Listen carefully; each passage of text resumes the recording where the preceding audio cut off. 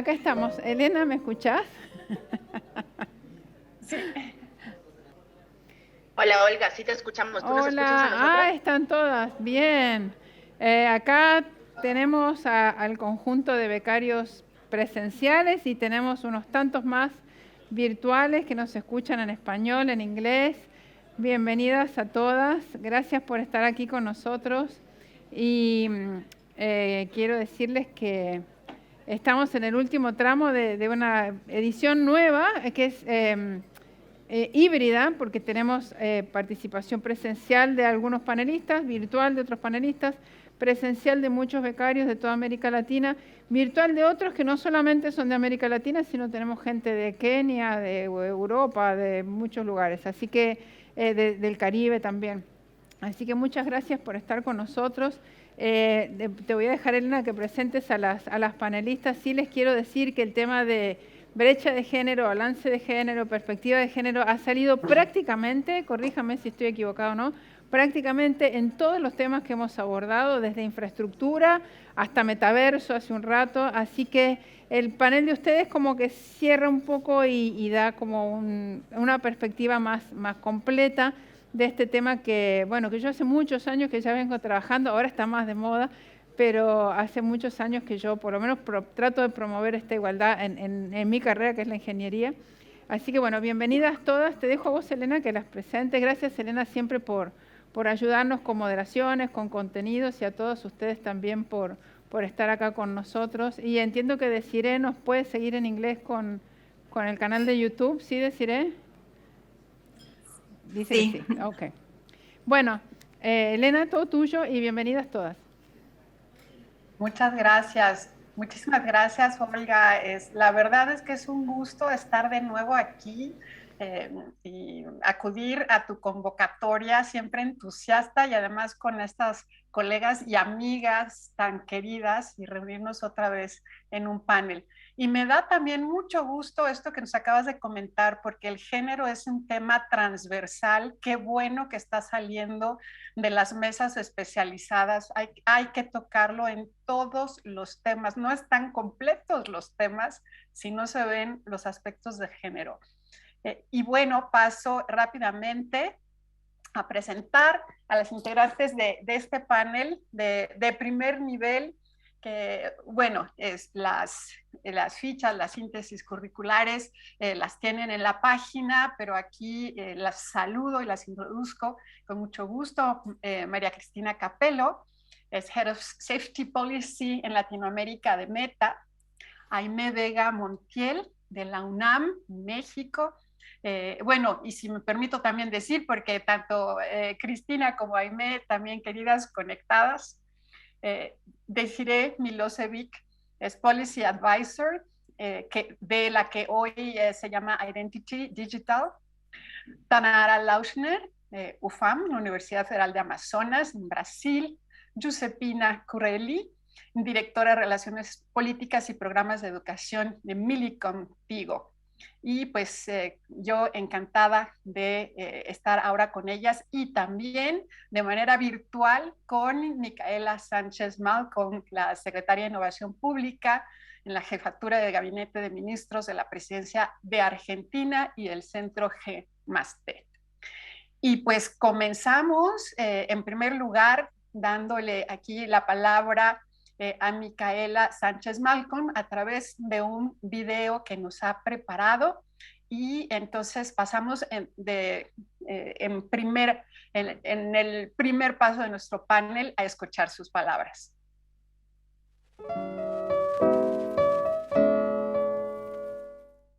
Buenas tardes a todos y a todas, ¿cómo están? Quisiera agradecer a la Escuela de Gobernanza de Internet por invitarme a participar en este panel, que tiene como principal objeto problematizar y debatir qué está cambiando o no en términos de brechas de géneros y diversidades en el universo de Internet, y también obviamente de las nuevas tecnologías, de la información, la comunicación, la conectividad, etcétera, etcétera, etcétera.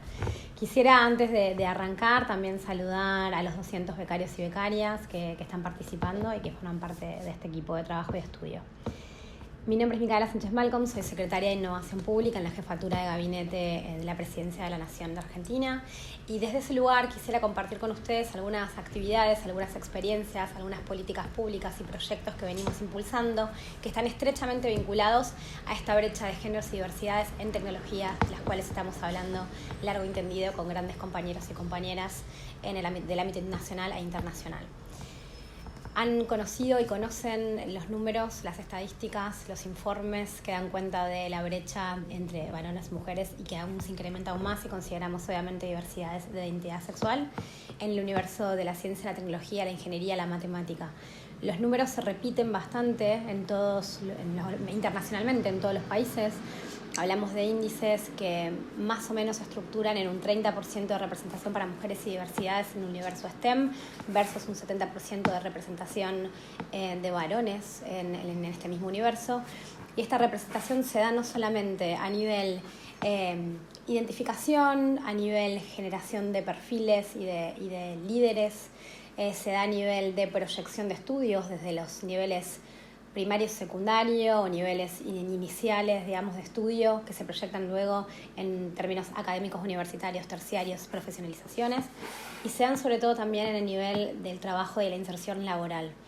Esto representa no solamente trabas, brechas y distinciones que se dan al inicio de la formación estudiantil, sino que sobre todo también en cómo nos especializamos, cómo nos formamos, cómo nos identificamos y cómo nos insertamos las mujeres en un universo profesional que no para de crecer, que es una de las industrias más pujantes a nivel global y que representa efectivamente un desafío, tanto para las mujeres, pero fundamentalmente para la industria, que tiene muchísima demanda de talentos, muchísima demanda de saberes, muchísima demanda de profesionales, y es un lugar que efectivamente las mujeres, que representamos más del 50% de la población a nivel global, debiéramos ocupar, y estamos trabajando para efectivamente poder ocuparlo.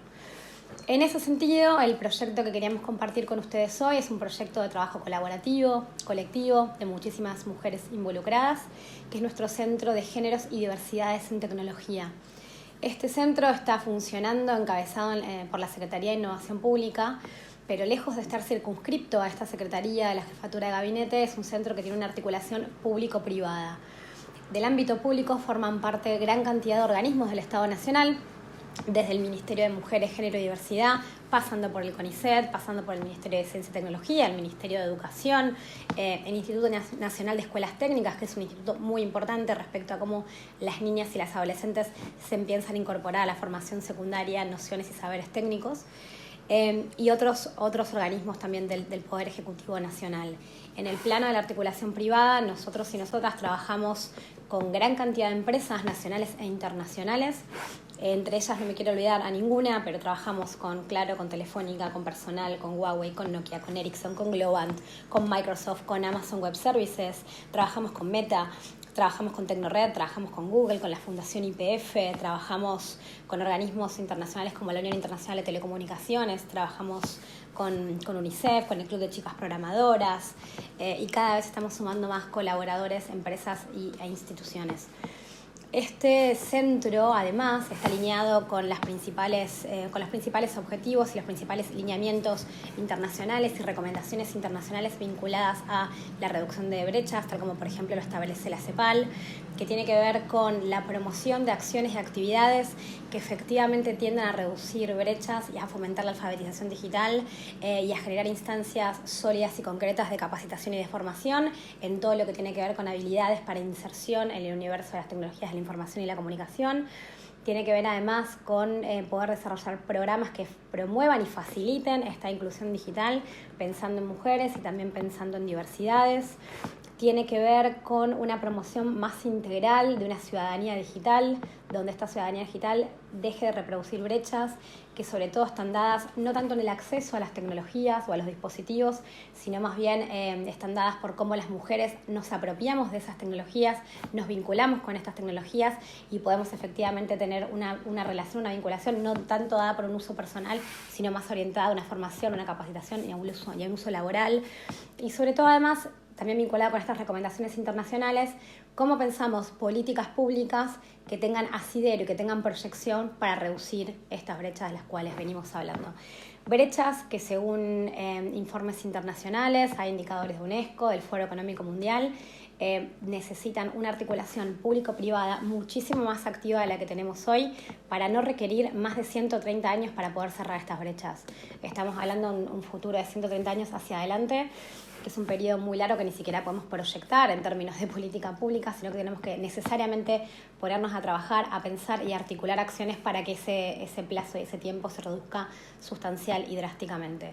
Entonces, en este centro, que es una articulación público-privada, nosotros y nosotras trabajamos en la generación de instancias de identificación, de sensibilización, de formación y de capacitación para mujeres, diversidades, niñas y adolescentes.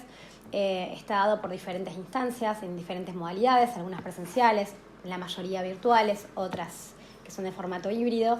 Y también se piensa en algunos perfiles más profesionalizados de mujeres y diversidades que puedan certificarse en tecnologías como 5G, administración de nube o infraestructura de nube. Para todo esto, como decíamos anteriormente, contamos con el apoyo, la colaboración y el compromiso de gran cantidad de empresas que son aparte referentes en términos internacionales, y esperamos y estamos confiadas y confiados que podamos sumar cada vez más iniciativas que nos permitan en el marco de Argentina, pero también, dado que esto es un panel internacional, poder pensarlo regional e internacionalmente, que nos permitan llegar a diferentes rincones. En el caso de nuestro país, particularmente, y con esto ya cierro para no extenderme mucho más en el tiempo, es un país muy extenso, es un país que cuenta con más de 24 jurisdicciones, que tiene más de 2.300 gobiernos locales pequeños o municipios, y donde tenemos grandes diferencias en términos socioeconómicas, geográficas y de acceso. Entonces, el principal desafío que hoy por hoy tenemos, digamos, hacia adelante y sobre el cual estamos trabajando es poder federalizar estos recursos, y por eso tenemos convenios con gran cantidad de provincias para poder llegar con contenidos a través de las empresas, pero también a través de una plataforma propia de la Secretaría de Innovación, y poder formar a mujeres y a diversidades y a niñas y adolescentes en sus contextos, en sus localidades de nacimiento, y poder también generar un círculo virtuoso de formación y de, obviamente, profesionalización de las mujeres y de las diversidades. No me quiero extender mucho más, quiero agradecer nuevamente a la Escuela de Gobernanza en Internet por esta participación, y obviamente desde la Secretaría de Innovación Pública estar atentos a que podamos trabajar juntos y articular políticas tanto a nivel privado como a nivel estatal y público. Muchas gracias.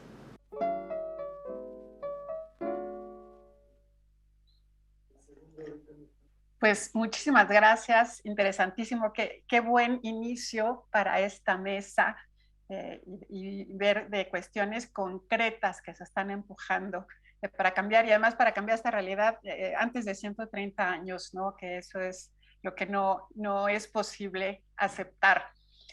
Y bueno, entonces ahora voy a dar una pequeña introducción a la mesa, y donde voy a comenzar poniendo cifras. Y sabemos que todas nosotros nos dedicamos a eso, seguramente muchos de nuestros becarios, becarias también conocen las cifras, pero me parece que no es nada más ponerlas ahí como para repetirlas una y otra vez, sino observar a mí un punto que me parece fundamental, y es que tenemos retrocesos, que tenemos a veces algunas que no se mueven o se mueven muy poco, y cuando habían avanzado se vuelven a ir para atrás. Y yo creo que este es un tema que es algo en lo que nos tenemos que poner a trabajar para que no siga ocurriendo. Y comienzo con eso entonces, ¿qué está pasando con la brecha de género en todas las tecnologías de la información y la comunicación? Y sobre todo, ¿qué está cambiando y qué no está cambiando?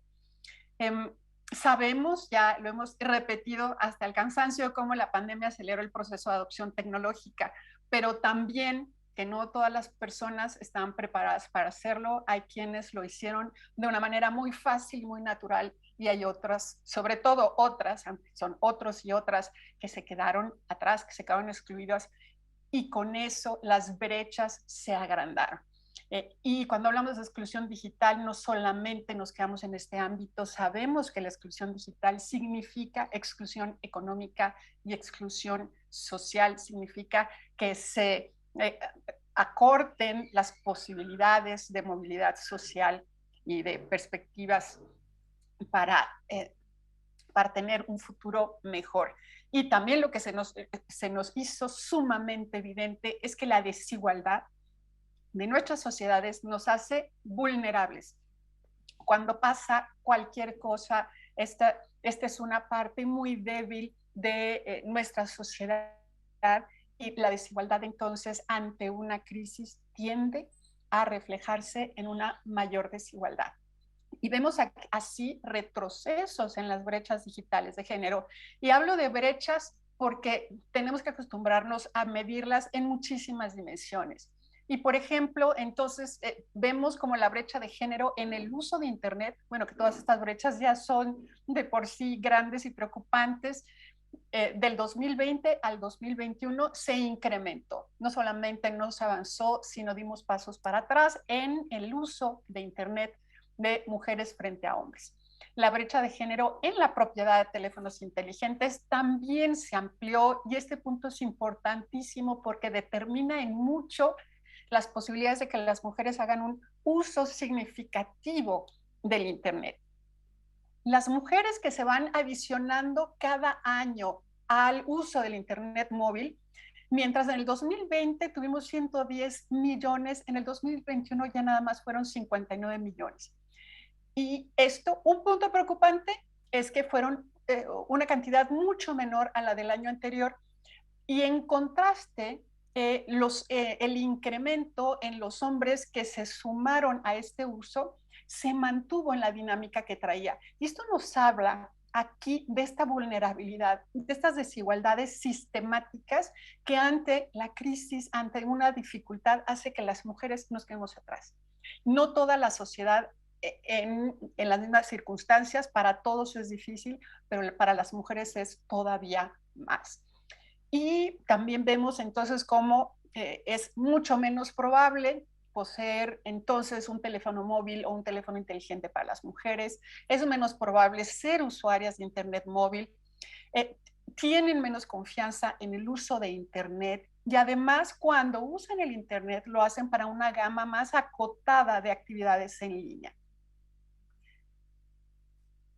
Estas son las brechas de las que acabo de hablar, están enfocadas en las mujeres, los hombres como usuarios de las tecnologías, pero tenemos que voltear hacia el otro lado porque es parte de la misma ecuación y a veces se nos queda un poco aislada, el lado de la creación tecnológica. Y aquí también tenemos brechas amplísimas y en gran parte son las que nos explican las otras. Es 3 veces más probable que en negocios que tengan empleados, es decir, que vayan más allá de el autoempleo, que sean liderados por hombres. Hay un 23% menos de financiamiento para proyectos liderados por mujeres. Sabemos también que este menor financiamiento se acompaña de procesos mucho más largos para las mujeres, en montos. Cuando solicita cierto monto, una mujer empresaria se le otorga mucho menos que el solicitado y mucho menos en comparación de lo que sucede con la autorización de financiamiento para los proyectos liderados por hombres. Es menos probable que una empresa liderada por mujeres sea adquirida. Y esto es importante porque una buena parte del modelo de negocios de la innovación tiene que ver con generar proyectos innovadores, arrancarlos, hacerlos crecer y luego, mediante una adquisición, entonces que estos innovadores reciban una retribución y con ello puedan iniciar nuevos proyectos innovadores. Cuando las mujeres son las innovadoras, encuentran muchísimas más dificultades para que sean adquiridos sus proyectos y entonces estar moviéndose en este ciclo de innovación. Y cuando hablamos de startups innovadoras, el 90% de estas han sido fundadas por hombres. Esta es una brecha abismal y que tiene mucho que ver con todas las demás. En la formación de graduadas en diferentes especialidades, sabemos que tenemos ahí unas diferencias importantes donde hay muchas iniciativas, pero todavía nos queda mucho por hacer. del total de mujeres que se gradúan con una carrera universitaria, solo el 1.7% están en áreas TIC frente al 8.2% de los hombres. Y en cuanto a ingenierías y conocimientos relacionados con las manufacturas, también tenemos una brecha muy amplia, solo el 6.6% del total de las mujeres graduadas son en estos campos, frente a casi el 25% para los hombres. Solo el 20% de las empleadas, los empleados en roles técnicos en las principales empresas de aprendizaje de máquina son mujeres. Solo el 12% son mujeres investigadoras en inteligencia artificial y solamente el 6% son desarrolladoras de software profesionales. Y esto nos habla mucho de las características y los enfoques con los que se está creando esta tecnología, sistemas de inteligencia artificial, de aplicaciones, programas, porque ya entonces desde el origen aquí hay una situación desigual para poder representar los intereses, las prioridades, las experiencias de las mujeres para que la tecnología nos resulte relevante y útil. Y ahora, ¿qué pasa con la evolución del ecosistema digital? Y esto lo traigo aquí porque está relacionado con estas nuevas dimensiones que estamos conociendo sobre la brecha digital, que ya desde hace muchos años nos dimos cuenta que va mucho más allá de lo que es el acceso, o menos aún la cobertura. La inclusión digital tiene que incorporar muchísimos otros niveles y dimensiones. Pero lo que hemos visto es que a medida que las tecnologías han ido evolucionando, lejos de que se cierren las brechas, aparece una innovación tecnológica y entonces aparece de origen con una enorme brecha de género. Y así entonces parece que a medida que vamos avanzando tecnológicamente, vamos dando pasos atrás en cuanto a temas de inclusión digital. Digamos que se van cerrando las brechas de las tecnologías anteriores o el enfoque anterior y luego nos enfrentamos otra vez como si partiéramos de cero con unas brechas enormes en la evolución tecnológica, que es lo que estamos viendo, por ejemplo, ahorita con la inteligencia artificial, ¿no? Ya tenemos la brecha de acceso, así en números generales, que eso no lo debemos hacer cuando ya vamos al detalle por regiones, por grupos de edad, por geografía, etcétera, vemos brechas grandes. Pero aún viendo números en promedio, tenemos un desempeño totalmente distinto en la brecha de acceso, que ahí en el promedio la veríamos ya muy pequeña, pero nos vamos otra vez en números, en promedios, a la brecha en inteligencia artificial y ahorita es un abismo el que separa a hombres y mujeres en la inteligencia artificial. Y entonces esto nos hace cuestionarnos mucho si el enfoque que hemos ido aplicando es el adecuado. Y aquí mi reflexión es, tenemos que repensar, tenemos que movernos a otras estrategias. Y me parece que los caminos son la inclusión por diseño, no sacar nuevas generaciones y aplicaciones tecnológicas sin pensar en la inclusión y luego más adelante darnos cuenta que hay unas brechas enormes y hay que tratar de cerrarlas, sino ir al origen y con un enfoque sistémico, pensar tanto en el lado del uso como en el lado de la creación, pero también en el entorno, en las condiciones específicas y en la cultura que nos va condicionando a que permanezcan estas brechas. Y esto quiere decir que tenemos que ir a atender a las causas, no solo a las consecuencias de estos acercamientos excluyentes. Y este planteamiento es para romper con inercias y crear un círculo virtuoso, porque solamente así, con inclusión desde el origen, sistémica a las causas, vamos a poder generar una dinámica totalmente distinta a la que estamos viviendo y que nos den resultados autosostenibles, permanentes, donde dejemos de ver estos pasos hacia atrás. Y bueno, aquí dejaría mi introducción Y ahora me gustaría entonces pasar a nuestras invitadas y con la primera que me gustaría que nos platiques, Cristina Capello. Desde Meta, ¿cómo ven la situación actual en la brecha de género? Y además tomando en cuenta la propia dimensión digital que tiene la empresa, lo que conlleva tanto en retos como oportunidades. Muchas gracias, María Elena, y bueno, gracias Adrián, Olga, y por la invitación y a todos ustedes por estar ahí. Yo sé que están en la recta final, así que gracias por quedarse esta tarde de viernes. Mucho gusto, yo soy María Cristina Capello, yo lidero un área de Meta en América Latina que llamamos seguridad para usuarios, entonces tengo como dos respuestas, María Elena, a tu pregunta. Una es, estuve un poquito como indagando con nuestros equipos de empoderamiento económico, ¿no? Y entendiendo un poquito también cómo es que las mujeres están usando nuestras plataformas. Los datos que tenemos de la pandemia y de los últimos años demuestran un poquito un panorama mixto, tal cual como el que comentabas.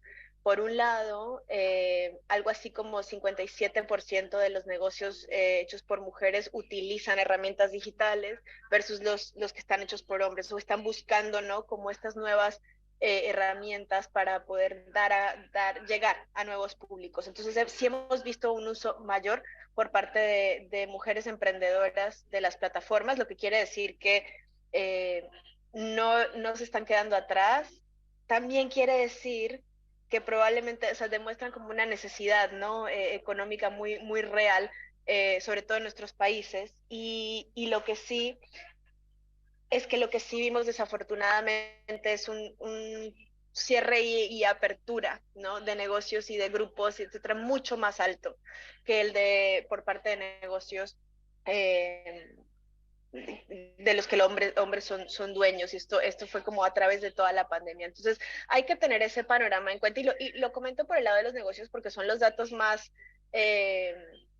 como más relevantes para nuestras plataformas, ¿no? No tenemos una diferenciación de uso entre hombres y mujeres en Facebook, en Instagram, en WhatsApp, en Messenger, pero sí nos damos cuenta mucho más a través del uso ya económico, del uso productivo de las plataformas. Entonces, esa parte por un lado, mi área, y ahí como que lo que me gustaría resaltar que nosotros hacemos con varias cosas. Les puedo dejar aquí un link en el chat en un rato de nuestro programa Ella Hace Historia, en el que colaboramos, ¿no? con muchos de ustedes, y que nuestro enfoque ahí es constantemente dar capacitaciones y herramientas, pero sobre todo visibilizar en cada país, ¿no? Y sobre todo para América Latina, a las mujeres que están utilizando estas herramientas, sus casos de éxito, pero también de aprendizaje, ¿no? Y crear y ayudarlos a, perdón, y ayudarlos a crear una red. Ayudarlas a crear una red y a ser parte de una red, porque también creemos mucho en que eso es lo que eventualmente hace la diferencia, ¿no? Y por otro lado, el otro tipo de cosas que a mí me gusta resaltar, y que bueno, también colaboro con muchas de ustedes en esto, es la brecha digital. No solo es un tema de acceso y de uso, también es qué cosas la afectan, y lo afectan la seguridad, ¿no? Entonces, en el área que yo veo, estamos muy en contacto con cómo, por ejemplo, la violencia y las violencias que se traducen al mundo digital pueden estar afectando la participación de las mujeres en nuestras plataformas, ¿no? Entonces, en esa área yo les diría, no tengo como un dato específico de si dejan o no las plataformas. Estamos siempre muy atentos a entender, ¿no? cuál es el resultado, pero mucho menos en si dejas de utilizar o no la plataforma. Lo que nos dedicamos es a entender esas tendencias y a crear herramientas que te permiten, entonces ese es el otro enfoque, que te permiten tomar control de tu experiencia en línea, sobre todo si estás experimentando alguna violencia. Y para nosotros es bueno que puedas poner una pausa, no nos interesa por supuesto preferimos que no se vayan las personas de la plataforma, pero no es eso lo que estamos, no es esa la métrica que estamos buscando. Preferimos entender, entonces, por ejemplo, si te damos la opción ya sea de bloquear a una persona, ¿no? O otro tipo de herramientas, por ejemplo, que son muy útiles, que hemos creado en los últimos años gracias a la retroalimentación de muchas de ustedes y de organizaciones que se especializan en el tema de violencia, como por ejemplo restringir. Entonces, al restringir a una persona, por ejemplo, Marilena, te voy a usar de ejemplo, pero si tú me restringes a mí, entonces tú puedes ver los mensajes que yo te mando, puedes reportar mi mensaje, puedes guardar esa evidencia, pero nadie más en tu conversación puede, o en tu círculo puede ver mis comentarios. Eso justo está pensado para entender, o entendiendo, perdón, la psicología de un agresor o de una agresora que está acosando, ¿no? De una persona que está acosando. Entonces, tú, digamos que yo como acosadora, en este caso, no recibo un bloqueo inmediato, no sé qué está pasando con eso. Yo siento que, o sea, lo que siento es que tú recibiste mi mensaje, tú tienes la habilidad entonces de reportar y tomar las acciones necesarias, sentirte que puedes estar segura, y quitamos el círculo vicioso este fenómeno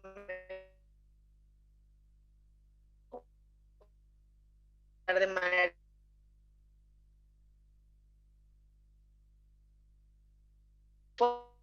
cosas que pueden ser triggers o detonantes de conversaciones más negativas. Entonces, eso es, quería darles ese ejemplo porque es como por donde vamos creando nuevas herramientas, pensando justamente en disminuir la brecha de uso a partir de un entendimiento de cómo se generan las violencias en el mundo digital, específicamente para grupos vulnerados, como pueden ser las mujeres, ¿no?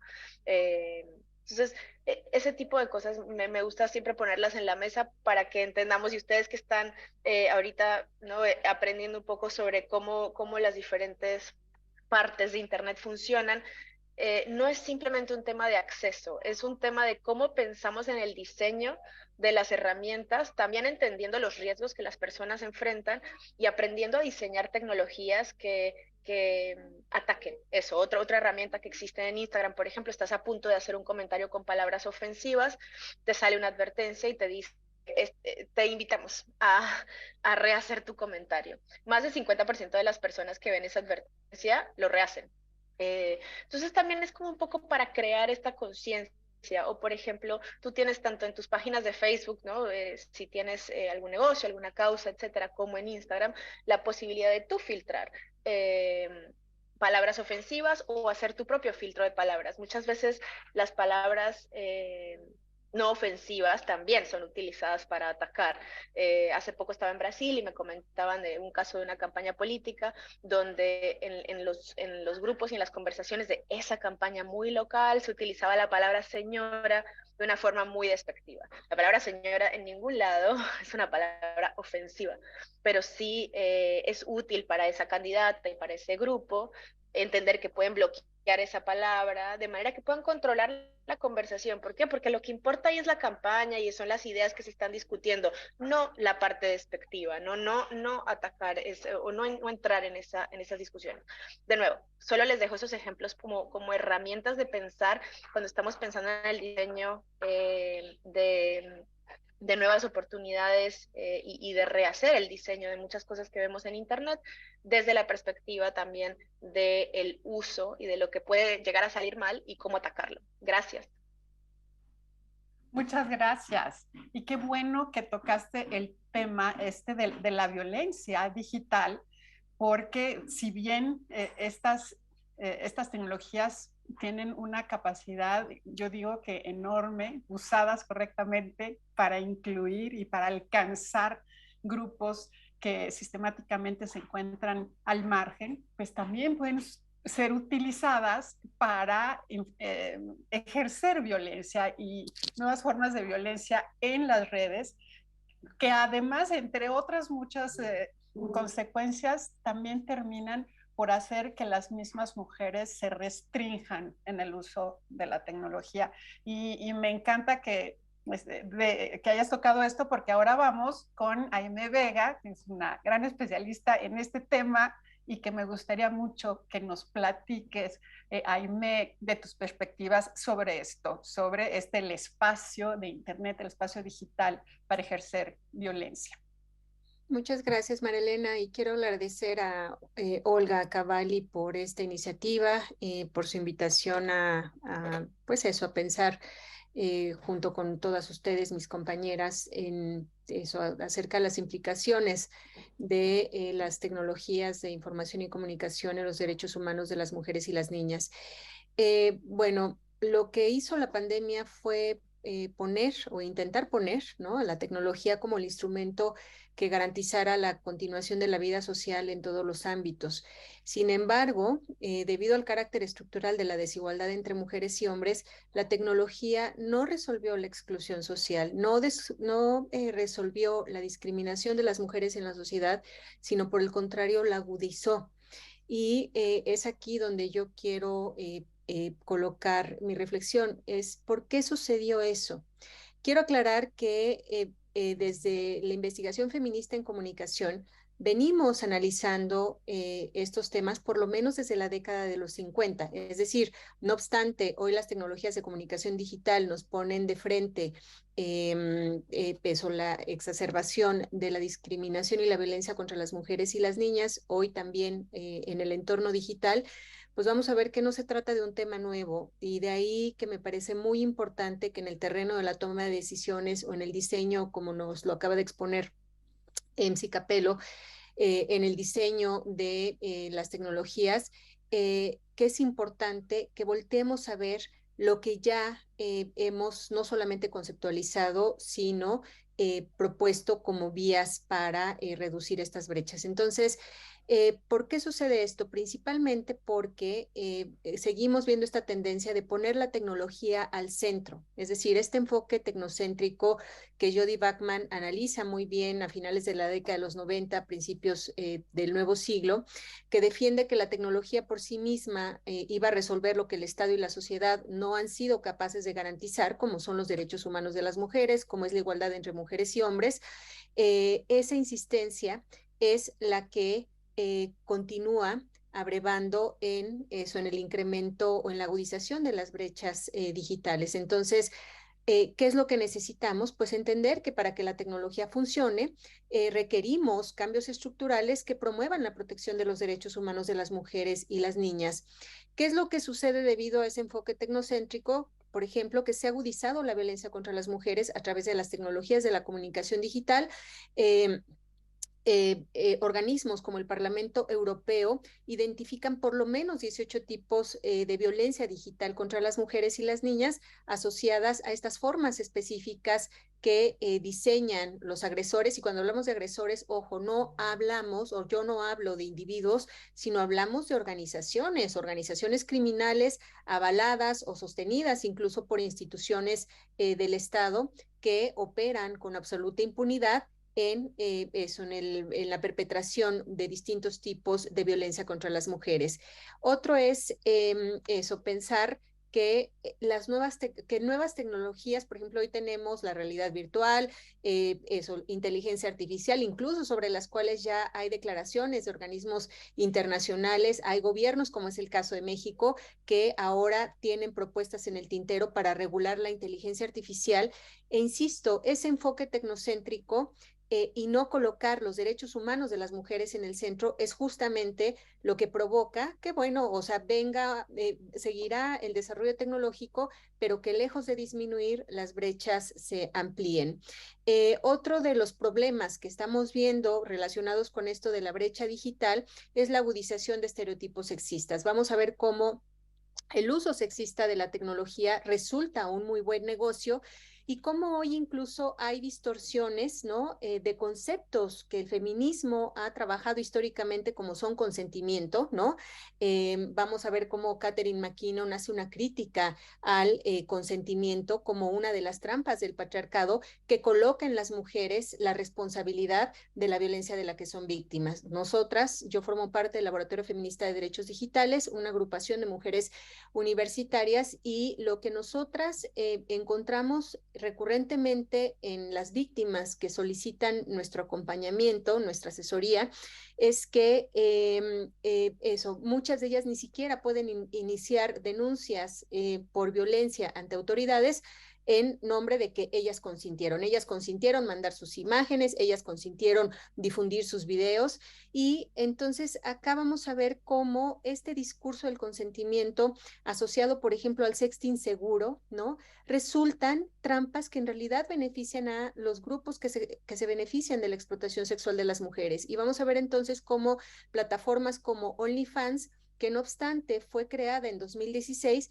con la pandemia, tiene un boom porque tiene como principal target o identifica como principal target a niñas y adolescentes entre quienes promocionan. Nosotras nos podemos meter, por ejemplo, a TikTok, donde podemos ver contenidos de mujeres muy jóvenes, de mujeres menores de edad, promoviendo entre mujeres de su edad que abran sus cuentas de OnlyFans y que que se prostituyan, que produzcan su propia pornografía para ganar mucho dinero. Y aquí quiero anotar un dato. En México, por ejemplo, el Observatorio Ciudadano Nacional de Feminicidio identifica que durante la pandemia hay un incremento muy preocupante de la desaparición de niñas y adolescentes por parte de tratas con fines de explotación sexual que utilizan estas redes sociales para cooptar a las víctimas. Entonces, yo sí puedo definir o sí puedo identificar que hay una relación directa entre el uso de la tecnología y entre el discurso que promueven estas tecnologías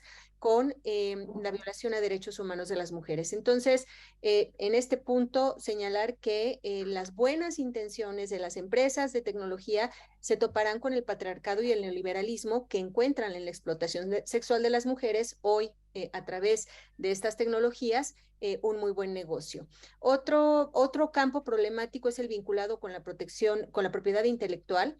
Vamos a ver cómo recurrentemente los saberes de comunidades de mujeres son expropiados por estas grandes empresas porque, claro, y esto asociado a negocios como el Big Data, la información que producimos como usuarias resulta un muy buen negocio para estas empresas. Otro campo problemático es la amplificación del discurso de odio sexista contra las mujeres vinculado con el uso de las tecnologías. Aquí en México nosotras tuvimos en 2018 una segunda ola del movimiento MeToo MX, así se denominó el hashtag. Identificamos, porque hicimos investigación sobre esto, la publicación de casi 500,000 tweets en un lapso de 10 días. La mitad de ellos provenientes de mujeres víctimas de violencia que utilizaron el hashtag para denunciar que han sido víctimas de violencia en distintos espacios, pero la otra mitad corresponde a cuentas de agresores que amenazaban incluso de muerte, de violación a estas mujeres. Entonces, lo que vamos a ver es, bueno, también este discurso de odio sexista contra las mujeres ha atentado contra los derechos políticos de mujeres en todos los países, contra mujeres periodistas, contra mujeres líderes de opinión y defensoras de derechos humanos. Entonces, mi punto acá, y con esto cierro esta primera intervención, es que, insisto, seguir pensando que la tecnología por sí misma nos va a posibilitar la creación de una realidad alternativa, de un mundo feliz, esto que Donna Haraway denominaba como el sujeto cyborg, ¿no? Pues resulta que no está sucediendo. ¿Por qué razón? Porque la estructura en la cual la operación de esta tecnología y nuestras relaciones a través de la tecnología tiene lugar, pues es una estructura patriarcal que tiene en su base como correlato económico al neoliberalismo, y estas estructuras benefician, ya lo dije, a quienes se favorecen de la explotación de las mujeres y las niñas en la sociedad. Gracias. Muchas gracias, Jaime. Nos tocas unos puntos importantísimos, muy preocupantes y que nos hacen patente esta situación, ¿no? Que sí, la tecnología hay que usarla con mucha responsabilidad, con un propósito, con autocrítica y con capacidad de corrección, ¿no? De todos estos fenómenos terribles que se han dado y que se siguen dando. Está con nosotras también Desiree Milosevic, y a ella quisiera que nos platicara por la perspectiva que tiene sobre los aspectos tecnológicos, pero de diseño específico, y siguiendo este camino de que debemos tener un enfoque integral a este fenómeno, pues también que se van dando muchas decisiones numerosas relacionadas a veces con crear imágenes, identidades a través de los medios digitales, las plataformas, cómo se comunican. Y desde esta perspectiva, qué tan inclusiva puede ser la industria de los nombres de dominio. Y aquí me voy a permitir repetir la pregunta para Desiree. Es en inglés, es Desiree. In order to achieve an inclusive society, we must see the whole picture. From the Deciré, para tener una sociedad inclusiva, tenemos que ver dos panoramas que incluyen múltiples decisiones como las identidades a través de las plataformas y las páginas web y comunicarlas. Desde esta perspectiva, ¿qué tan inclusivo es la industria del nombre de dominio? Gracias, Elaine, por hacerme la pregunta en inglés.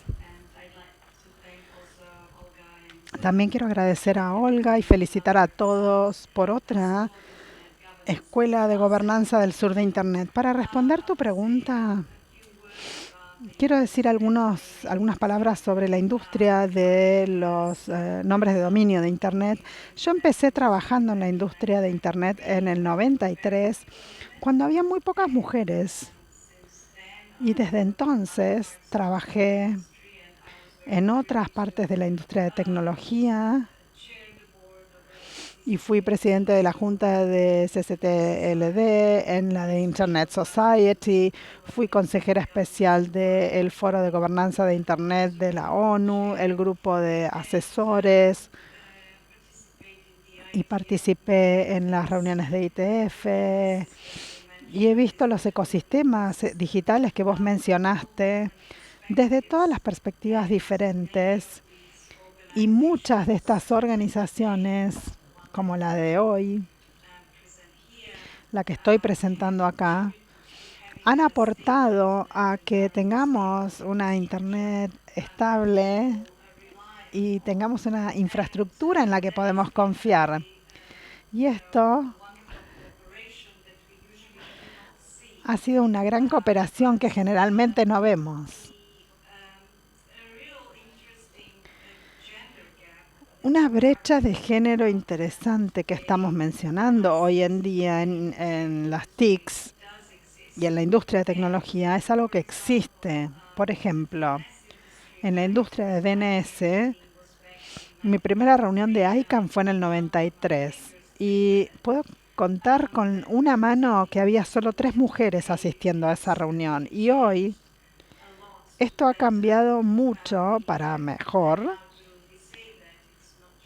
Lo que decimos es que no solo en números, sino que hay mujeres en posiciones de liderazgo, incluyendo a Olga y a muchas otras.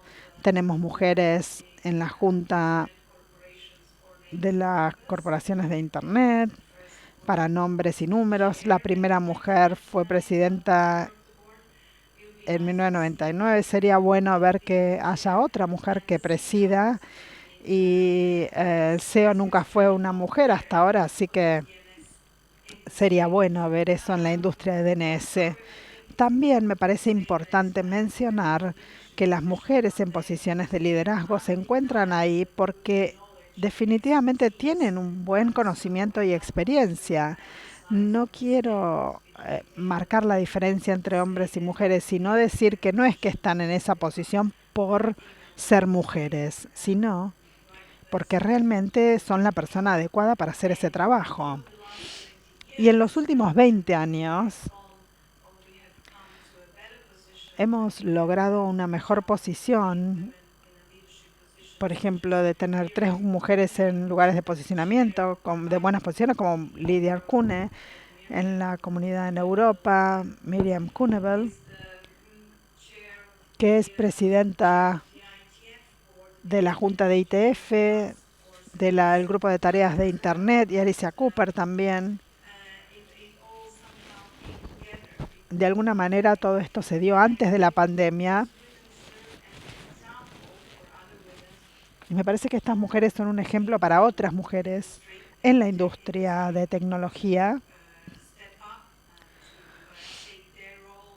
para que asuman ese rol y también se consideren un modelo a seguir. Definitivamente es cierto que la brecha de género sigue existiendo y que lo que estamos tratando de responder hoy acá es cómo bajamos estas barreras y cómo logramos este diseño inclusivo que mencionaste en la evolución del sistema digital. Definitivamente algo que me gustaría destacar es el poder que tienen la creación de redes. Por ejemplo, dentro de ITF tenemos el grupo de ITF Sisters, que es un grupo de mujeres para respaldarnos entre nosotras. Hay una comunidad también que se llama NetGirls. Dentro de ICANN está DNS Mujeres, DNS Women. Entonces, me parece que uno no debería evadir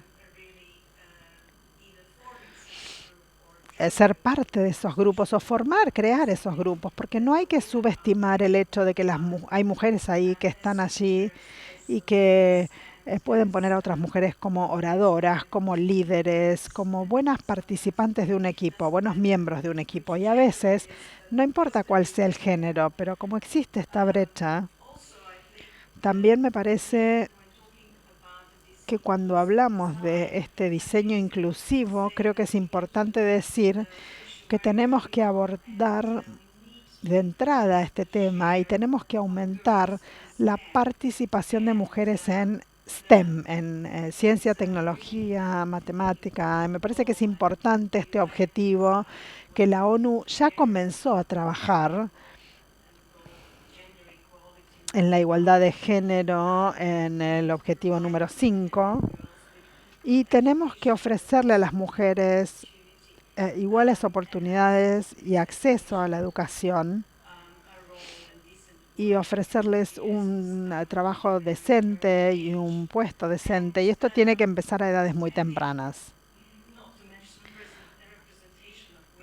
Por no mencionar la representación de las mujeres en importantes roles de liderazgo como toma de decisiones políticas y económicas. Me parece que esto empieza desde la infancia. Entonces es un placer ver que esto se está trabajando y que grandes empresas y empresas de tecnología están aumentando la cantidad de mujeres que trabajan para ellos. Creo que es un 33% hoy en día en las grandes empresas de tecnología, en la fuerza laboral, que son mujeres. Me parece que tenemos que resaltar que necesitamos más mujeres en posiciones de liderazgo, no solamente en la fuerza laboral. Y nosotras como mujeres necesitamos tener una mayor plaza, un mayor posicionamiento en este mundo. Los modelos a seguir existen y a veces nos tenemos que recordar a nosotras mismas que tuvimos y tenemos estos modelos a seguir alrededor nuestro.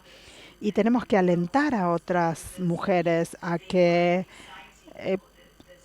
sigan con los temas que les interesan o que les parecen interesantes, que busquen su pasión y que crezcan como personas para poder desarrollar sus futuros.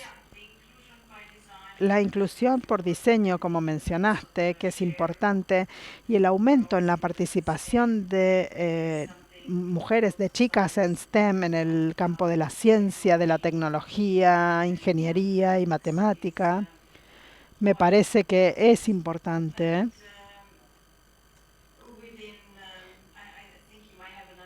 Y no sé, por ahí pueden hacerme otra pregunta, así que me voy a detener acá. Muchas gracias, Desiree.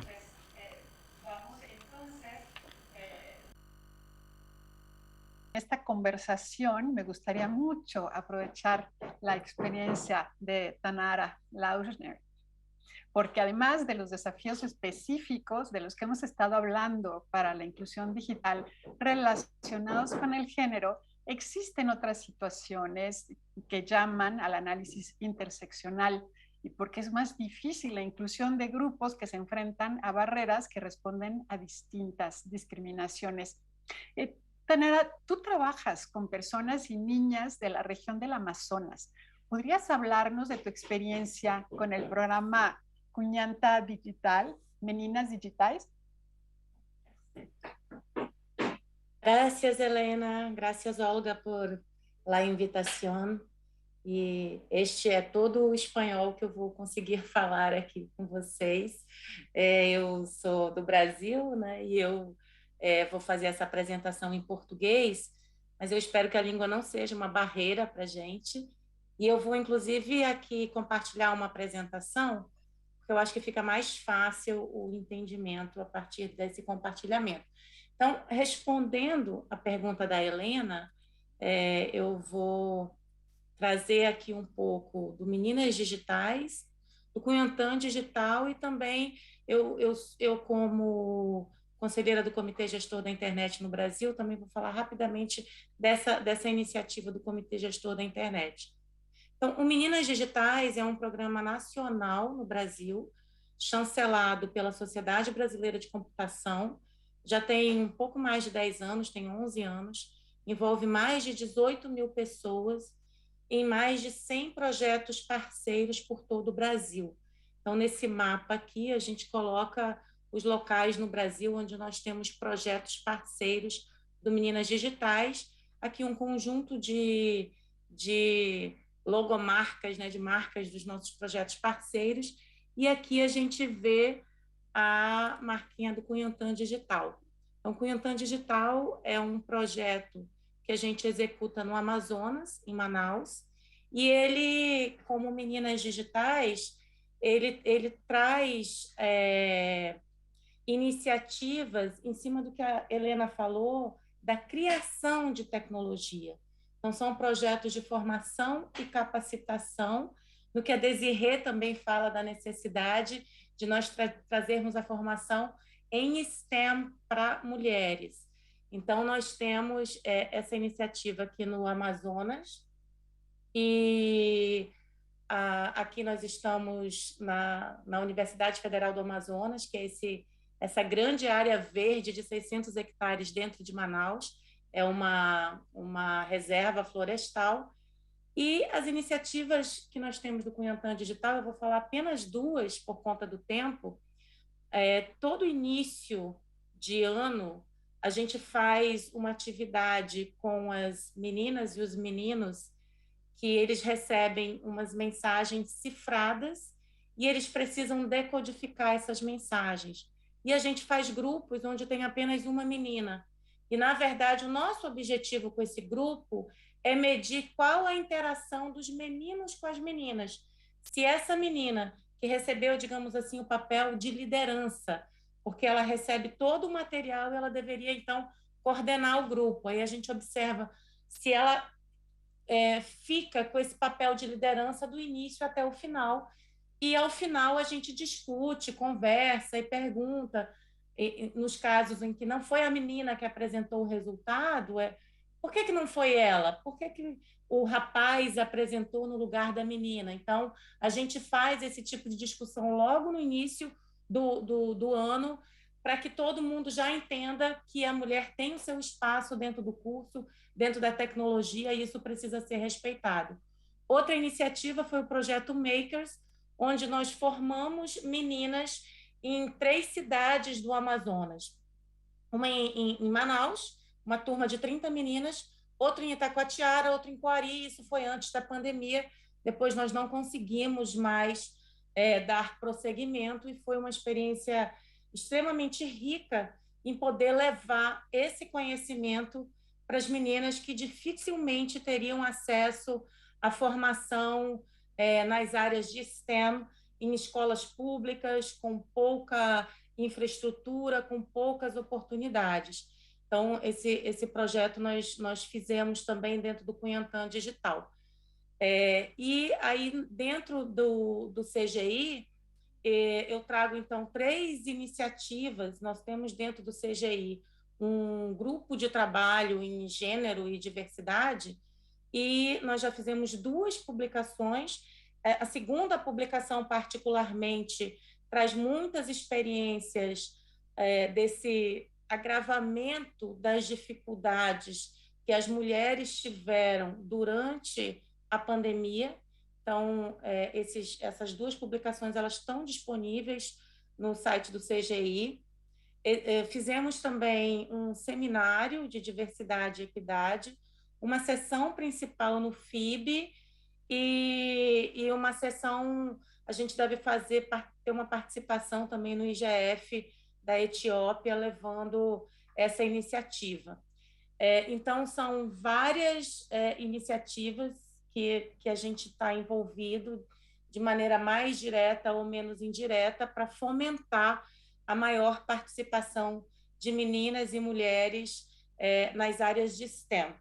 Então, era esse basicamente esse overview que eu queria falar inicialmente e agradeço mais uma vez pelo espaço e pela companhia aqui dessas mulheres tão interessantes e importantes nesse painel.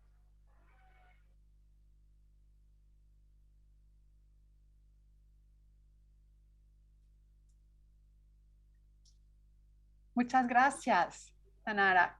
Interesantísimas estas experiencias, como ir exacto al origen, ¿no? y crear una perspectiva distinta en las nuevas generaciones, que después hay que seguir atendiendo, ¿no? Todas estas condiciones sistémicas que tenemos en nuestra cultura, también es algo que tenemos que trabajar para que todas estas niñas y jovencitas puedan insertarse y crecer en el sector. Y además, pues generar otra realidad distinta con tecnología que sí que sí llame y que mejore la vida de las mujeres y de todas las personas. Pues vamos entonces ahora con Giuseppina Currelli. Giuseppina, sabemos que en todo esto, y como ya nos adelantó Tanara, la educación juega un papel primordial. Cuéntanos sobre los programas de educación digital que Millicom está desarrollando para cerrar la brecha digital de género.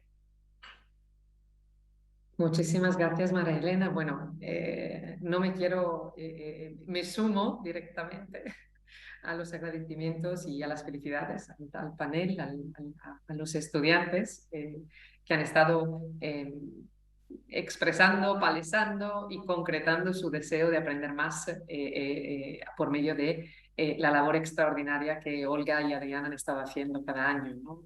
Yo creo que realmente, para tomar tu última frase, vemos la educación en Mili Contigo y personalmente como la primera herramienta de inclusión, ¿no? Es sembrar realmente conocimiento para que se pueda realmente trabajar de manera conjunta en eso, no crear, reinventar instrumentos para que estas no se creen, pero realmente para atacar las que son las brechas de cualquier tipo y primordialmente la de género, ¿no? Vengo hoy a este panel a contarles una historia. ¿Por qué? Porque también, y no quiero ser la única optimista del panel en ese sentido, ¿no? Yo creo que hemos tenido muchísimos mensajes muy positivos, pero que no se nos olvide compartirlos, no se nos olvide compartir también todo lo que ustedes y muchas más mujeres y muchas más organizaciones han estado realmente trabajando, ¿no? sin pausa, y como nos decía Aimé, desde los años 50 muchas veces, ¿no? Entonces es relevante también poner esto sobre la mesa. Les cuento la perspectiva de un operador de telefonía, proveedor de banda ancha, móvil y fija, de contenidos, y también me quiero centrar un poco, o por lo menos subrayar, poner sobre la mesa dónde es que nosotros estamos activos. En todo Centroamérica y en la parte más al sur, en Paraguay, Colombia y Bolivia, ¿sí? Entonces, realidades diferentes, mercados muy pequeños, muy dinámicos, muy expuestos, si queremos, a una fuerte migración, con brechas territoriales interesantes, ¿no? Demográficamente, con concentraciones diferentes en territorios, repito, muy pequeños. Nuestras mujeres, las mujeres de Mili Contigo, se llaman Conectadas. Este es un proyecto que nosotros empezamos a raíz y que cumple realmente con una visión de conectar a comunidades, ¿no? Aportar comunidad no significa, a una comunidad no significa solamente conectar, ¿no? Con una visión a largo plazo, una buena calidad de infraestructura, sino también contribuir en su formación, en ese uso. Aquí se han utilizado palabras que encuentro extraordinarias: creativo, responsable, productivo de ese propio medio, ¿no? Entonces, ahí cabe una responsabilidad realmente compartida, ¿no? de todo sector. El programa empieza en 2017, Connected Women. Esta era el piloto, digamos, ¿no? Y fue fuente, como les comentaba, de una estrategia de GSMA.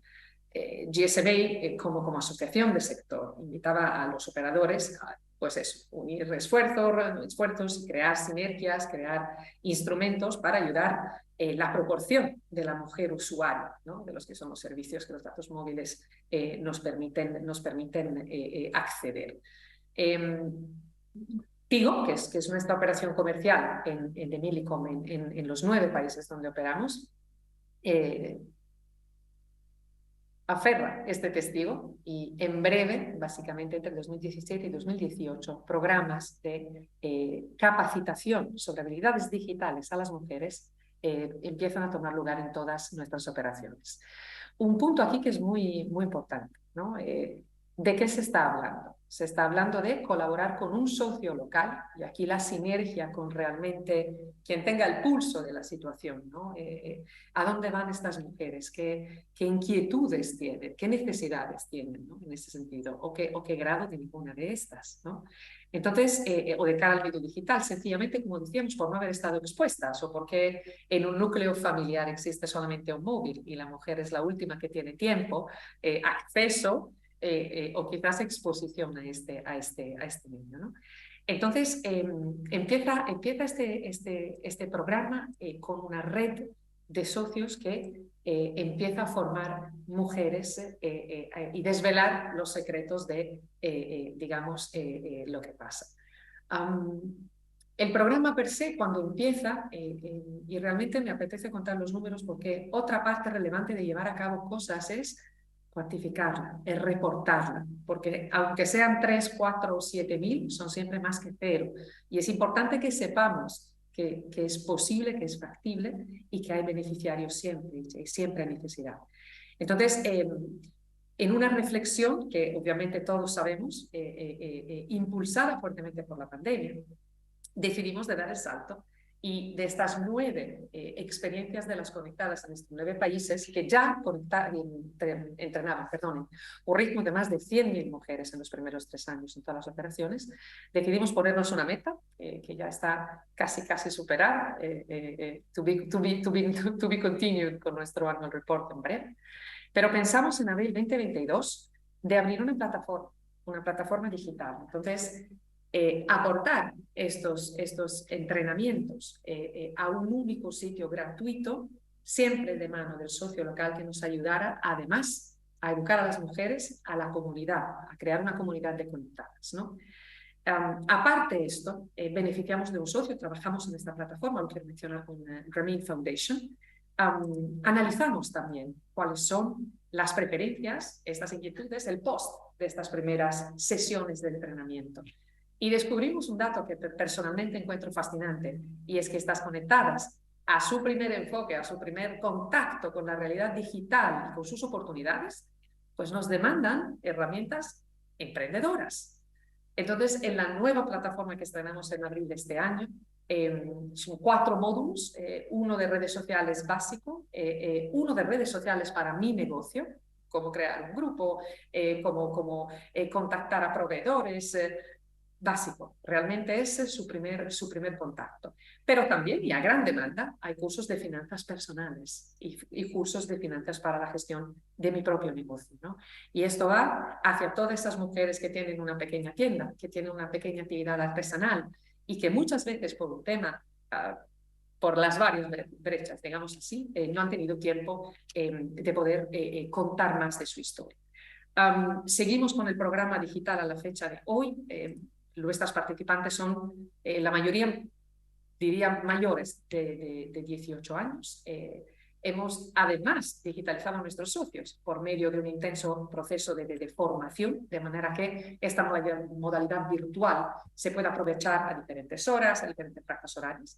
y básicamente con la herramienta básica de lo que sea un mínimo dispositivo electrónico, perdón, para recepción de contenido, o sea, es un smartphone, una tableta o un device que pueda transmitir contenido. Datos a fecha de hoy, vamos más bien adelante de las 500.000 mujeres, lo digo con orgullo sobre todo de cada estas personas que se han retado, han sido curiosas, han sido realmente aventureras en esto, ¿no? Y muchas veces pioneras en comunidades donde, para volver al tema del entorno y de la construcción del ecosistema, se han hecho también banderas de estas oportunidades, ¿no? Y obviamente cabe aquí, yo creo, súper importante destacar, nuestra plataforma está online, live, conectadas.com, destacar ahí la sinergia, yo creo, ¿no? Destacar la sinergia de la importancia de algo que ha recibido también mucho apoyo y mucha inspiración de parte de multilaterales, de UNICEF, de UNIMUJER, de Fundemás, muchos socios en ese sentido, que han reconocido la importancia de por lo menos empezar a sembrar en grupos no tan jóvenes, pero por lo menos empezar a compartir esa concienciación, ¿no?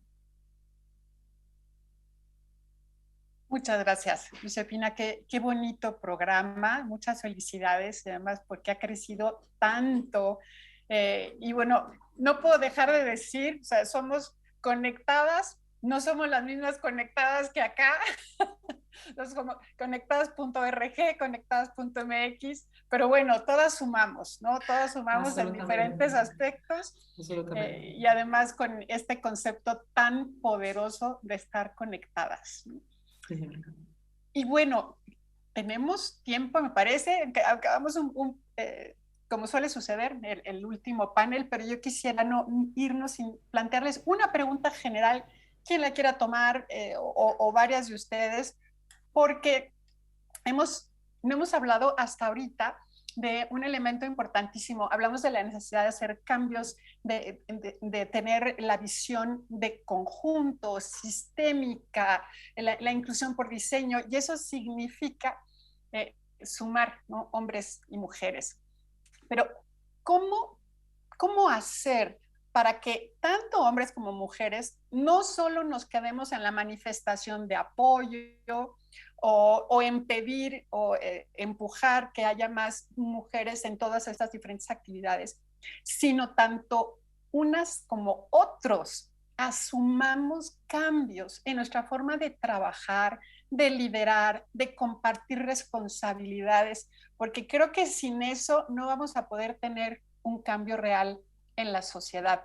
Y por eso les pregunto, ¿cómo hacemos para involucrarnos, ¿no? A todos, a todas, de esta manera? ¿Quién quisiera tomar la pregunta?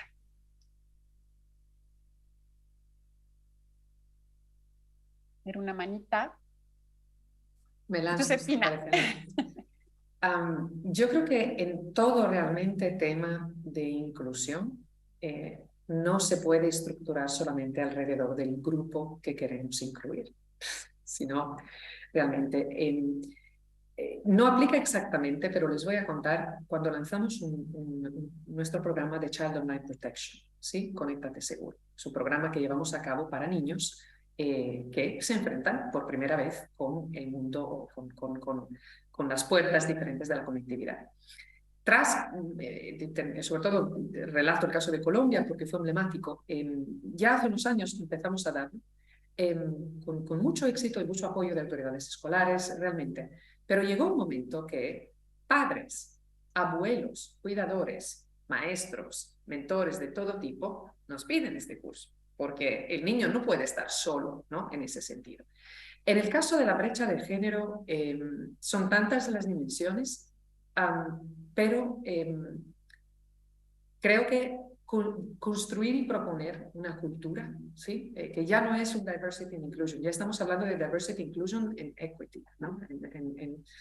Es un discurso grande, es un discurso que tiene que atañer a toda diversidad en ese sentido y no puede solamente armémonos todos para incluir más a las mujeres. Obviamente eso es parte, pero el progreso que yo veo en esto es un debate más grande, porque si no, de ciertas sensibilidades o de ciertos hechos, lo cual es muy grave, que se han ido cristalizando en la cultura laboral, en la cultura, los famosos techos de cristales, seguir y ser además que sean los hombres concienciados en ese sentido y que se haga.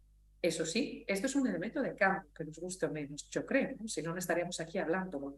Es importante cultivar cultura de esto, desde la cuna a la oficina, realmente. Pero es una labor que no puede tener, creo, silencio o no puede tener un tabú, ¿no? Entonces, es importante que quien la opera esté tan concienciado de lo que ocurre, tan como desafortunadamente las voy a llamar afectadas y no víctimas, porque yo no creo que haya víctimas en ese sentido, ¿no? Es complejo, sin duda. Muchas gracias, Josefina. Aimé, por favor.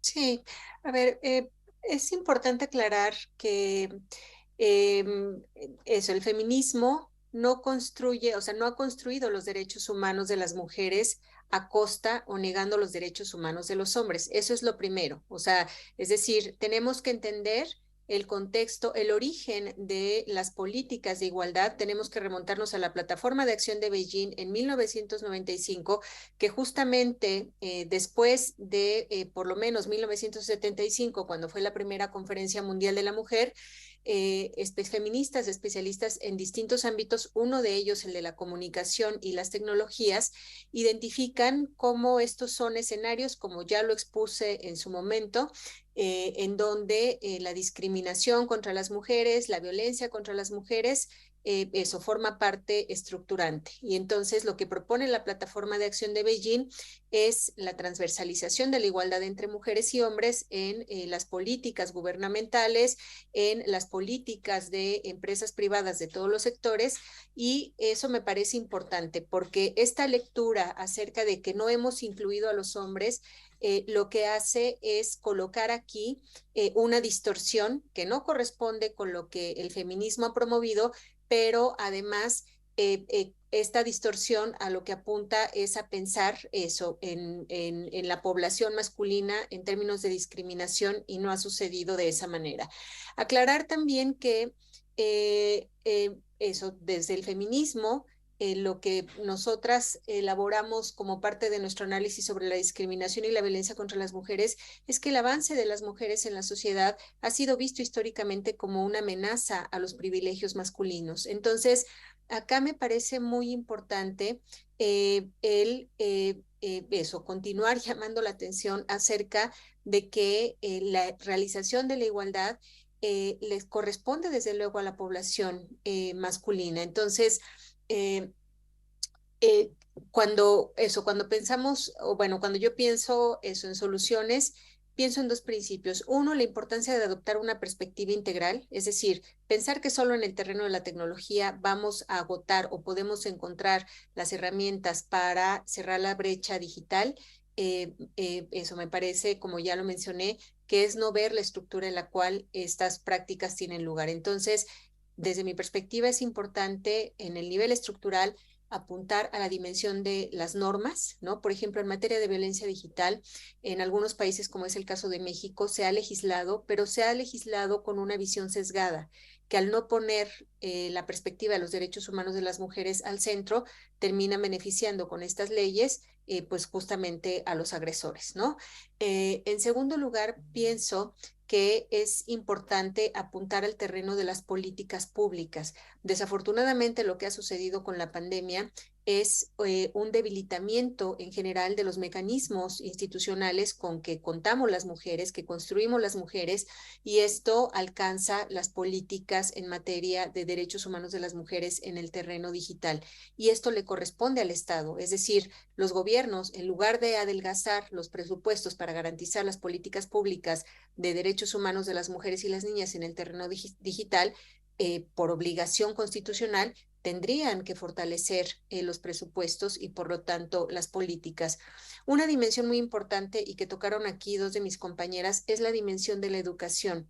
Yo hablaba en materia de comunicación, de violencia digital, por ejemplo, la edad de primer consumo de pornografía está bajando incluso a los 8 años. Entonces yo lo he dicho en otros foros en los que he coincidido, por ejemplo, con MC Capello, que este enfoque punitivo sobre la violencia digital no nos está ayudando a justo apuntar a poblaciones como la infantil y en particular a la población de niños y adolescentes, que eso, lejos de ir construyendo una mirada de ellos o acerca de ellos como agresores, a lo que tendríamos que apuntar es justamente cómo nos hacemos responsables como sociedad de apuntar a estas poblaciones en esto, en la definición de, por ejemplo, una política de educación para el uso de las nuevas tecnologías que vaya más allá de la visión instrumental de la tecnología, eso en términos, como le decía muy bien MC, de uso, y más bien eso, pues el cómo incorporar desde la infancia eso, dotar a niñas y a niños de mecanismos para educarse en una perspectiva de derechos humanos. Y finalmente, pienso que también deberíamos apuntar al terreno de los datos. Esto lo hemos dicho insistentemente, insisto, por lo menos desde los años 50, lo que no documentamos, lo que no construimos a través de datos no existe. Y vamos a ver también cómo han ido desapareciendo inclusive los indicadores por sexo, y esto es muy grave porque documentar nos ha permitido desde el feminismo y por lo menos desde los años, desde 1995 a partir de la Plataforma de Acción de Beijing, documentar justamente las brechas entre mujeres y hombres en distintos ámbitos como es el de la tecnología, y que la construcción de estos datos debería incorporar tanto una dimensión cuantitativa, lo he dicho en otros foros, pero también una cualitativa, porque ya lo digo yo, no eso, el pensar que solamente el acceso a la tecnología, eso como el número de celulares o el equipamiento tecnológico entre mujeres y hombres, nos va a dar las dimensiones de la brecha digital, crea sesgos y nos ayuda, o más bien eso, contribuye a la reproducción de sesgos. Entonces, y desde luego, colocando, como lo dije en mi primera intervención, los derechos humanos de las mujeres al centro. En lugar de colocar a las tecnologías, tenemos que pensar eso, en cómo estas tecnologías en una estructura de desigualdad, de violencia y discriminación reproducen o favorecen estos problemas, y una perspectiva de derechos humanos, eso nos coloca justamente en el centro a las mujeres. Y bueno, finalmente, Josepina, sobre el concepto de víctima, eso hay una elaboración, y esto lo hacen las abogadas feministas, se trata de una elaboración política, el reconocimiento por parte del Estado acerca de su participación en la impunidad, en lo que los estados no están haciendo para garantizar a las mujeres una vida libre de violencia. Muchísimas gracias. Muchas gracias, Aimee. Importantísimos puntos que nos están planteando, y por supuesto ahí vamos a cómo cambiar como sociedad, pero tenemos que cambiar todos y asumir estos cambios. Y pondría un ejemplo, así como estas acciones para impulsar la educación STEM entre las niñas y jóvenes son importantísimas, pues también estaríamos viendo, como ustedes ya lo han apuntado, pues también dar esta formación en derechos humanos en perspectiva de género a los niños y niñas desde pequeños, pero también a los adultos, ¿no? La sociedad en la que hemos crecido nos ha hecho estar como personas llenas de sesgos conscientes e inconscientes, y no podemos sentarnos a esperar que las próximas generaciones arreglen el mundo. Yo creo que el momento es para que todas las personas pongamos de nuestra parte, pero necesitamos este acercamiento de todos. Si queremos que las mujeres se incorporen al mundo laboral, profesional, pues también tenemos que ver que los hombres se incorporen y con el mismo entusiasmo al mundo de lo familiar, ¿no? Y de lo social, asumiendo sus responsabilidades también. Y por eso iba mi pregunta, ¿cómo le hacemos para que esto se traduzca en cambios, en compromisos personales, no solamente de apoyar o de aplaudir a que otros hagan cambios, sino que todos seamos parte de esta transformación? Y no sé si alguien más se quedou con algo que aportar, e se não, cerramos. Eu queria só dar um exemplo mais específico, pode ser, Helena? Eu acho que, de maneira geral, o que você trouxe, o que foi trazido aqui, é extremamente importante quando a gente fala em mudar uma sociedade, a gente fala em mudar homens e mulheres dessa sociedade, né? Agora, numa perspectiva mais direta, mais de dia a dia, mais específica do que a gente vivencia, eu penso que tem 2 pontos que são muito importantes. O primeiro são os exemplos. É importante que as nossas meninas, as nossas mulheres, elas vejam exemplos positivos, tanto de mulheres, mas também de homens, em relação a situações do dia a dia de machismo, situação onde muitas vezes as mulheres são colocadas em segundo plano e alguém, de alguma maneira, se coloca contra isso, e isso é percebido pelas outras mulheres no entorno. Os exemplos positivos são muito importantes. O segundo é o acolhimento. Quando acontece alguma situação de assédio ou acontece algum tipo de machismo, é importante que, quando uma mulher ou quando um homem vai ouvir essa reclamação, e aqui eu estou falando especificamente num universo que eu convivo, que é principalmente de meninas que estão em processo de formação dentro da universidade ou ainda no ensino fundamental e médio, nesse sentido, é importante que, quando a reclamação chegue ou quando a menina consegue esboçar que ela vivenciou uma situação difícil, que a gente tenha o acolhimento para que a gente possa nunca desconfiar do que essa menina disse, nunca colocar ela na situação de culpa e sempre de vítima. Então, eu penso que a visão geral ela é muito importante, as políticas públicas, mas também no nosso dia a dia, na nossa vivência, a gente tem como colaborar diretamente. Era isso, muito obrigada. Muchas gracias, Tanara. Well, I don't know if you, Desiree, would like to add something before closing. Well, thank you, Ellen. A lot has been said. Creo que se ha dicho mucho por todo el mundo, pero estoy de acuerdo que lo que dijo Aime en la conferencia global en el 95, cuando la gente se juntó en Beijing para intentar resolver el problema, porque se sabe que no importa en qué lugar del mundo uno nació, la vida es más complicada si uno es una mujer o una niña. Y desde el 1995 no mucho se ha resuelto en términos de nuevas políticas, ni se ha invertido nuevo dinero para resolver este problema. Pero me parece que no podemos irnos sin entender que la igualdad de género es una necesidad económica. Eso es lo que me gustaría agregar como comentario final.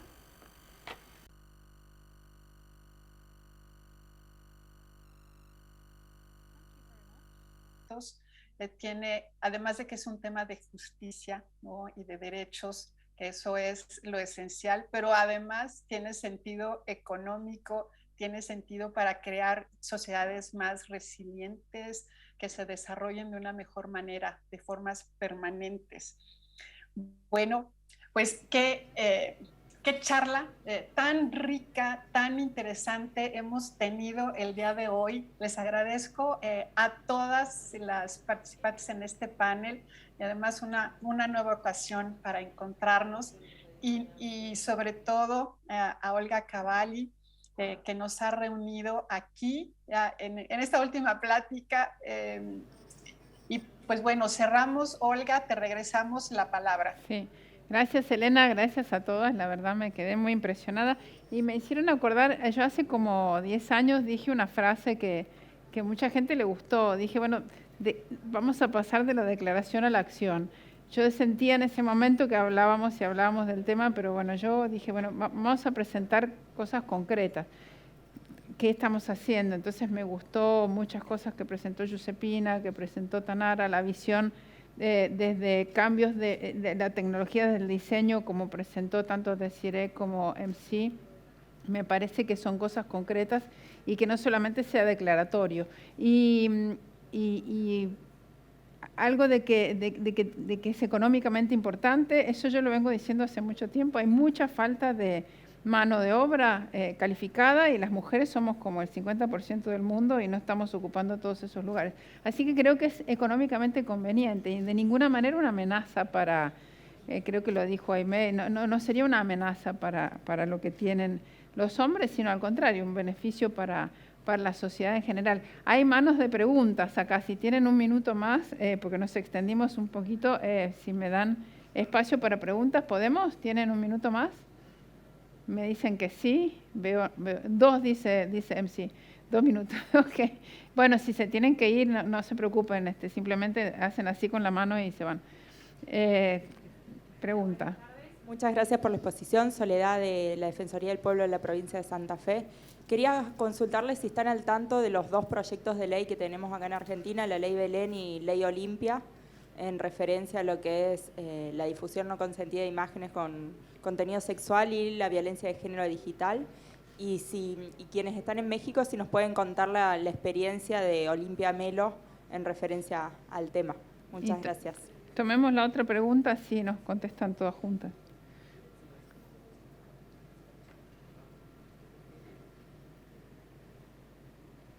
Hola, buenas.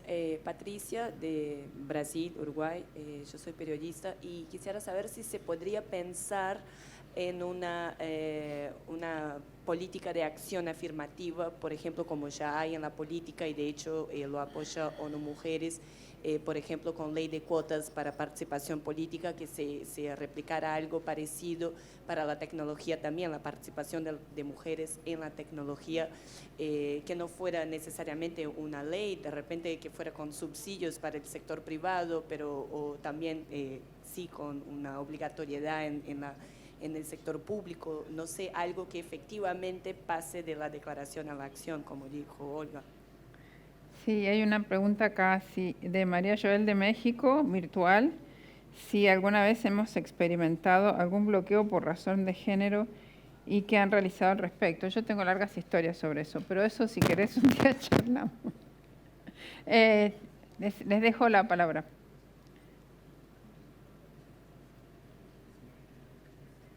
Aimé, ¿quieres tomar la pregunta, por favor? Vi que tenías tu mano levantada. Muchas gracias, María Elena, y gracias a Olga y a todas las compañeras que están en Argentina en este momento. A ver, en efecto, varias de nosotras estuvimos involucradas en las discusiones que tuvieron lugar en el Congreso mexicano en torno a esta definición que denominan Ley Olimpia.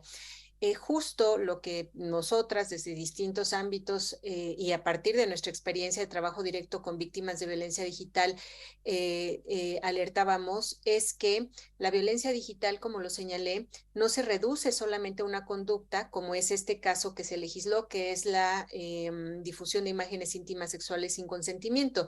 Ya lo mencionaba yo en mi intervención, por lo menos hay reconocidos 18 tipos de violencia digital, pero como lo ha señalado MC Capello en otras oportunidades, los grupos criminales van siempre un paso adelante o muchos pasos adelante, tanto de las empresas de comunicación digital como de las propias fiscalías y policías y de las propias defensoras de derechos humanos en este terreno. Entonces, nosotras, no obstante, insistimos en que se trataba de una excelente oportunidad y ahora que van a hacer esto en Argentina, yo les recomiendo justamente llevar la voz acerca de la necesidad de que se adopte una perspectiva integral para no solamente la sanción de la violencia digital, sino la atención, la prevención, la reparación del daño y todo esto con miras a la eliminación.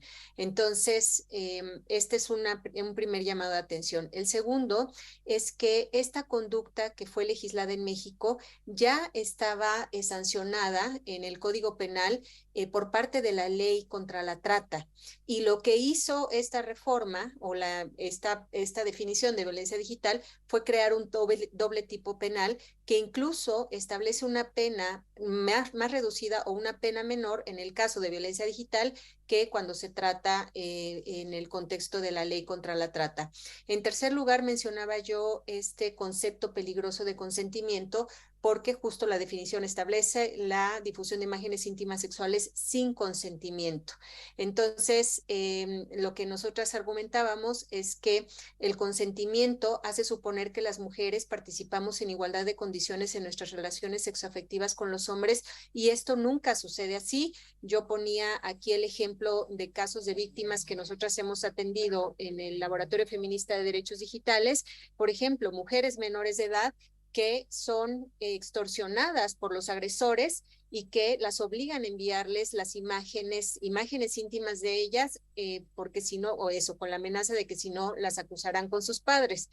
Pero ¿qué sucede? Que cuando estas mujeres llegan ante un ministerio público para denunciar que fueron víctimas de violencia, a ojos del ministerio público, esa mujer consintió. Entonces, y bueno, y también señalaba yo que uno de los llamados era a que esta perspectiva integral apuntara no solamente a sanciones en el terreno penal, como es este caso, sino requerimos políticas, ya lo decía yo, que incluyan a instituciones de educación básica, porque ya mencionaba yo que la población, la primera edad de consumo de pornografía entre los niños está bajando a los 8 años. Entonces, esto demanda la participación de instituciones de educación pública, privada también, de las propias empresas del sector, de los institutos o secretarías de las mujeres, y esto no está sucediendo. Entonces, en resumen, a lo que asistimos en México fue a un proceso que hemos denominado como populismo legislativo, y al día de hoy una organización llamada Luchadoras en México documenta que más del 80% de los casos de este tipo específico de violencia digital continúan sin ni siquiera constituirse en una carpeta de investigación. Por último, señalar que aquí hay un elemento que forma parte de este problema estructural, y es que las fiscalías y los ministerios públicos en general no tienen una perspectiva de derechos humanos de las mujeres, no tienen una perspectiva o un conocimiento sobre cómo operan los grupos criminales en el contexto de la violencia digital. Entonces también nos enfrentamos a que la mayoría de las víctimas llegan a ministerios públicos que ni siquiera conocen las tecnologías. Entonces, lo que nosotras de manera económica hacemos, y aquí quiero hacer un reconocimiento a EMSI Capelo. EMSI representa eso, a una institución privada, pero sabemos que a las instituciones las hacen las personas, y como mujeres como EMSI han hecho la diferencia en la vida de cientos o miles de víctimas. Nosotras hemos tendido un puente directo con colegas como EMSI, quienes nos han ayudado en la identificación de agresores y en últimas en poder garantizar que las mujeres podamos experimentar una vida libre de violencia en el escenario digital. Entonces, me parece, en resumen, en Argentina tienen una muy buena oportunidad justo para abrevar de estas experiencias desafortunadas que hemos tenido en otros países. Y ojo, con esto no de ninguna manera yo niego la importancia de que se llevara el tema al Poder Legislativo, de que se visibilizara la violencia digital contra las mujeres a partir de la experiencia de una víctima, pero los poderes legislativos no pueden legislar a partir de experiencias individuales. Si estamos señalando que se trata de un problema estructural, por eso digo, es una agenda que venimos trabajando por lo menos desde los 50. Voltemos a ver con qué categorías hemos trabajado, qué trabajo o qué hemos documentado desde la academia, para entonces no partir de cero y elaborar marcos normativos que realmente nos sirvan a las mujeres. Gracias.